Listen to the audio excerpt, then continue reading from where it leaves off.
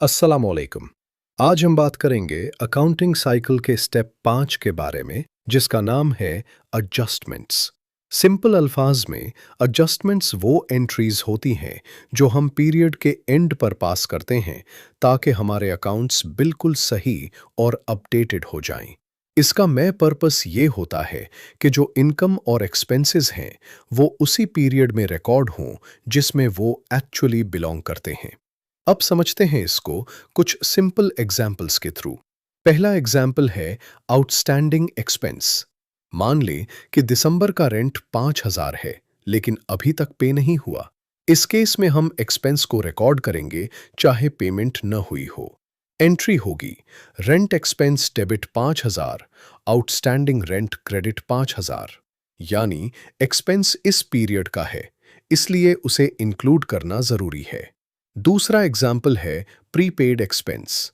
मान लें आपने इंश्योरेंस के लिए 12,000 पे किए पूरे साल के लिए, लेकिन अभी सिर्फ 3 महीने उसे हुए हैं। तो जो बाकी अमाउंट है वो फ्यूचर का है। एंट्री होगी prepaid insurance debit 9,000, insurance expense credit 9,000।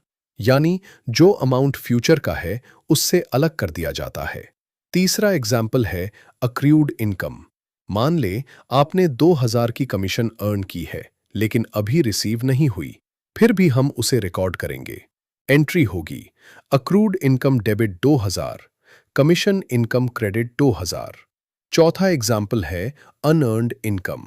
मान लें आपको 6,000 रिसीव हुए हैं, लेकिन आपने सिर्फ 2,000 की सर्विस दी है, तो बाकी 4,000 अभी अर्न नहीं हुए।